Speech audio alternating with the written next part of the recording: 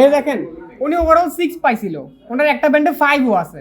আপনাদের আগের তিনটার ব্যাচে ছিল, উনি হচ্ছে একটা ব্যান্ডে 5ও পাইছে। মাঝে মাঝে দেখতে পারেন, নাম হচ্ছে নাফিস ইবনে নূর সিফাত। সে হচ্ছে এখানে চান্স পাইছে নিউ ক্যাসেলে, অস্ট্রেলিয়া। ওভারঅল 6 পেও পাইছে। সো আমার কথাটা হইতেছে অস্ট্রেলিয়াতে এখন প্রচুর বিষয় হইতেছে। হ্যাঁ, আন্ডারগ্র্যাড, হ্যাঁ, ব্যাচেলার। সো এটাই হচ্ছে কাহিনী।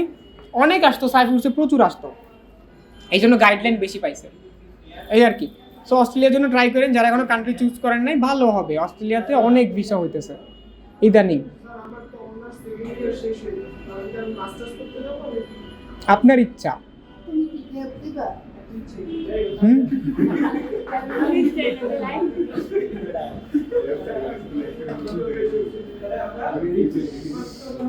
যখন রেসপন্সিবিলিটি বাড়বে তখন বুঝবেন। আপনার ভাই বোন কয়জন? আপনি একা? আপনার বাবা মা আপনার সাথে থাকে?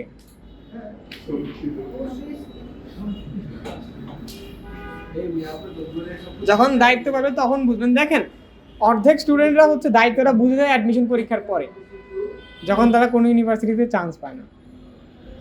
বুঝতে পারছেন? যারা এই ফেজ পার করছেন তারা বুঝতে পারবে। আপনার ডকুমেন্টস আছে না? ডকুমেন্টস থাকলে হবে, আপনি তখন রানিং স্টুডেন্ট হয়ে যাবেন। বুঝতে পারছেন? ডকুমেন্টস থাকতে হবে, তখন আপনি রানিং স্টুডেন্ট, আপনি ব্যাচেলর আবার করতেছেন। ওখানে আপনি ব্যাচেলর 2 বার, মাস্টার্স 2-3 বার করতে পারবেন, ঝামেলা নেই। বুঝতে পারছেন? জাস্ট সাবজেক্ট চয়েসটা একটু মাথায় রাখতে হবে। আপনি এখানে আর্টস পড়ে ওখানে কম্পিউটার সায়েন্স করতে পারবেন না, বুঝছেন? মারতেও পারে। এখানে কিন্তু কম্পিউটার সায়েন্সের অনেক দাম আছে। আমি কিন্তু অ্যাপ্লাই করেছিলাম কম্পিউটার সায়েন্স, আমি বলি নাই? এখানে কিন্তু কম্পিউটার সায়েন্সের অনেক দাম এবং খরচও অনেক। ইভেন কি কম্পিউটার সায়েন্সের জন্য ওরা আপনাকে স্পেসিফিক রিকোয়ারমেন্টস দিয়ে দিবে। এখানে কেউ সায়েন্সের আছেন? এখানে এমন কেউ আছেন যে কম্পিউটার সায়েন্স পড়তে চান? আমি সায়েন্সের, তাইলে তো দিবে না। আচ্ছা, 4টা পাত দিতে গেছে। সেই হচ্ছে কাহিনী। ওগুলো পরে গাইডলাইন আপনি পেয়ে যাবেন। কেউ যদি না দেয় গাইডলাইন, শুনেন, কথা বলেন না। আর কেউ যদি গাইডলাইন না দেয় তাহলে তো আমি আসি। বুঝতে পারছেন?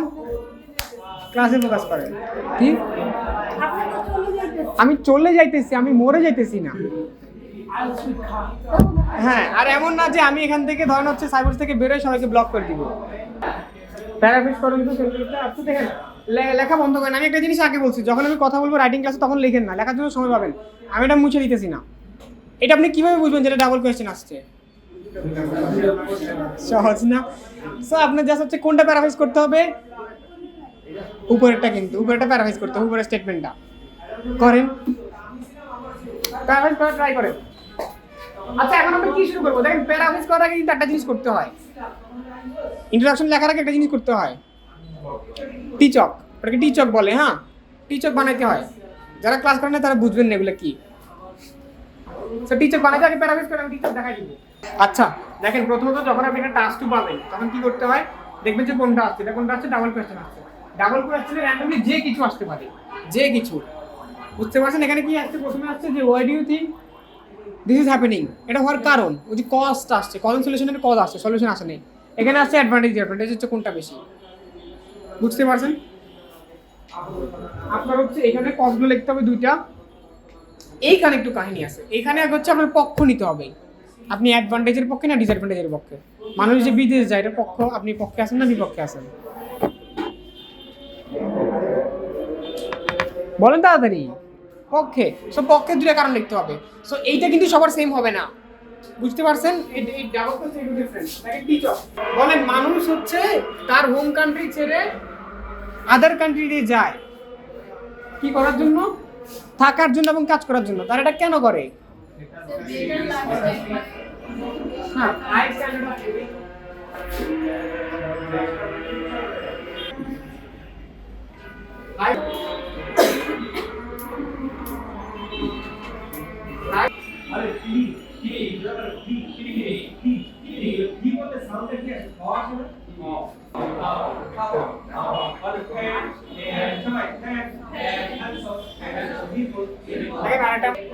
আচ্ছা, একটু সামনে তাকান। ওই দুটো আমরা কেন করি? হ্যাঁ, এটা কোথায় কাজে লাগে? প্যারাফ্রাইজ করেন। দেখেন আমাদের যে কোয়েশ্চেনটা ছিল হইতেছে many people leave their home country and go to other countries to live and work. So এটাকে আমরা প্যারাফ্রাইজ করছি কীভাবে? It is true that a number of people are moving abroad for finding better job opportunities and to live there permanently. Just আমরা ওইখানে কিন্তু প্রাইসে লিভটাকে আমরা বলছি লিভিং পারমানেন্টলি, আর ওয়ার্কটাকে বলছি for finding better job opportunities. Simple. এবার হচ্ছে ওন স্টেটমেন্ট দিবেন। এখানে কি আসবে কোয়েশ্চেনে? যেটার কারণ, এটা কেন হইতেছে, আর হচ্ছে ডু দ্য অ্যাডভান্টেজ। লেখেন তো ওন স্টেটমেন্ট কীভাবে লিখতে হয়। দেখেন যারা রাইটিংয়ের আগে ক্লাস করেন তারা কিন্তু বুঝবেন না কী হইতেছে ক্লাসে, যারা আগে করছেন তারাই বুঝবেন। মানুষ ক্লাস করেও বুঝে না, বিনা করে কীভাবে বুঝবেন? আপনি ওই দিস এসে উইল এক্সামাইন এভাবে লিখতে পারেন, অথবা আজকে একটা লেখা দিব সেটাও দেখে নেন, একভাবে লিখলেই হয়।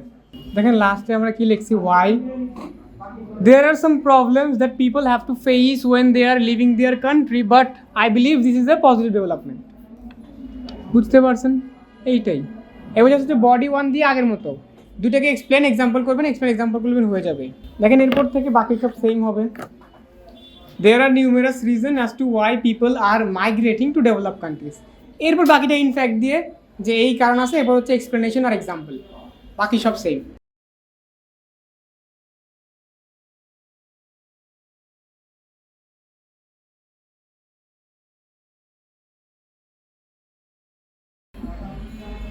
So in fact, the main reason is they can have high standard of living facilities. তারা এই জিনিসটা পাবে। এরপর এটাকে এক্সপ্লেন করবেন, এক্সাম্পল দিবেন। সেকেন্ডলি তো ওইটা আসবে, এক্সপ্লেন করবেন, এক্সাম্পল দিবেন, বডি ওয়ান শেষ।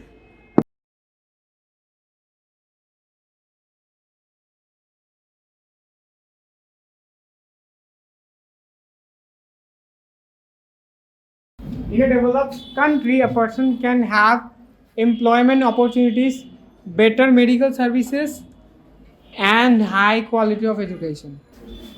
এবার হচ্ছে এক্সাম্পল দিবেন, হয়ে যাবে।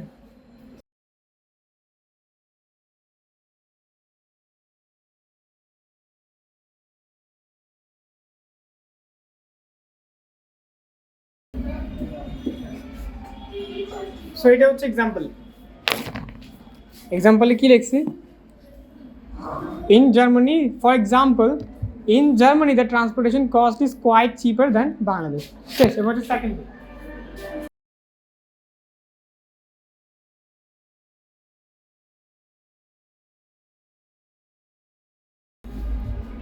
So secondly, people want to ensure the safety of their family and themselves, as the crime rate is low compared to.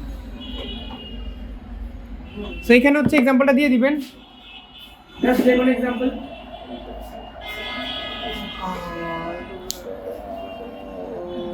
যেখানে লাইফস্টাইলটা বেটার এটা বলতে পারেন, বা এখানে হচ্ছে প্রবলেম কম ফেস করতে হয়, এখানে হচ্ছে ট্রাফিক জ্যাম কম ফেস করতে হয়, আর যেসব হ্যাজার্ডগুলো আছে ওগুলো কম ফেস করতে হয়। সো এই আর কি, এই জন্য হচ্ছে মানুষ ওখানে যায়। এবার হচ্ছে কোনটা বেশি অ্যাডভান্টেজ না ডিসঅ্যাডভান্টেজ সেটা আপনি এক্সপ্লেন করতে হবে। শুনুন বুঝি এক্সাম্পলটা দিয়ে ডট দিয়ে রাখেন, হ্যাঁ, যেগুলো একটা এক্সাম্পল দিয়ে দিবেন।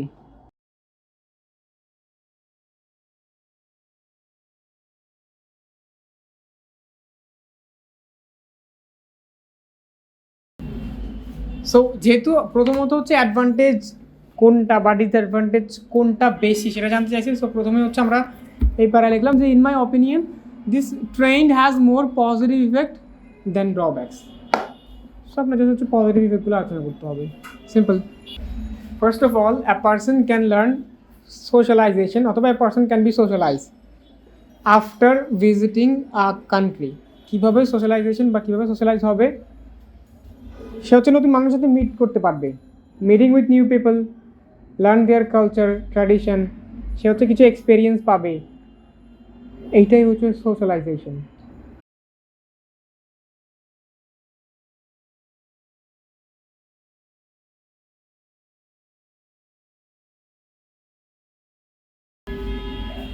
সো মোরওভার বুঝতে পারছেন, it will help him to meet with new people and to learn their traditions and cultures. Simple. দেখেন এক্সাম্পল লিখে দিচ্ছি।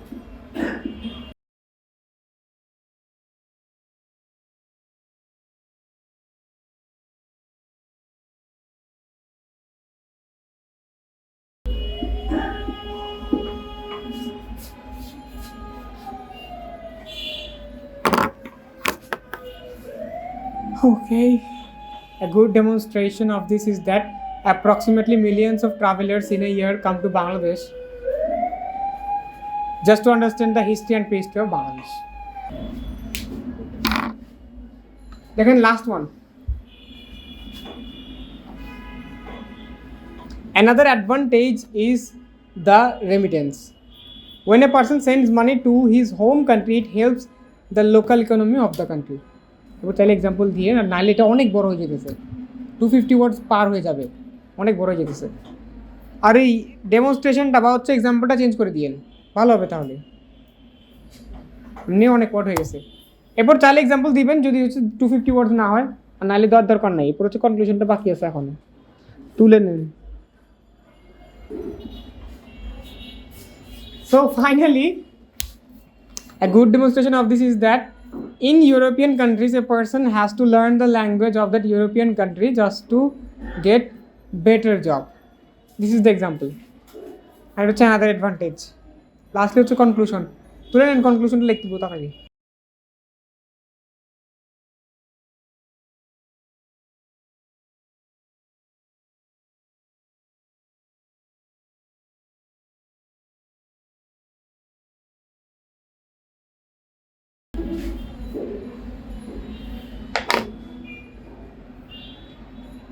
Okay, so extended conclusion লিখে দিলাম যেটা অনেক বড় হয়ে গেছে। In conclusion, although people have different point of views, মানে পরিশেষে এক একজনের এক এক মতামত থাকতে পারে, but in my point of view, আমার মতামত অনুযায়ী this tendency brings positive change. এই টেন্ডেন্সিটা কি আনে? পজিটিভ চেঞ্জ আনে in our global village that we call world. এখানে ইন আওয়ার ওয়ার্ল্ড লিখতে লাগছিলাম, ভাবলাম যে একটু গ্লোবাল ভিলেজটা লিখে দিই, একটু সুন্দর হবে। এটা হচ্ছে রাইটিং টাস্ক 2। আগে বলতেছি ডাবল কোয়েশ্চেনটা কিন্তু একটু হার্ড আছে, দেখছেন না? Agri disagree, advantage disadvantage are discuss both views, এই তিনটা প্রায় সেম। কজ এন্ড সলিউশনটা একটু ডিফারেন্ট আর ডাবল কোয়েশ্চেনটা একটু হার্ড। এটা হচ্ছে 5টা আছে, 5টা আছে লেখা দিছি, বাসায় যা প্র্যাকটিস করেন।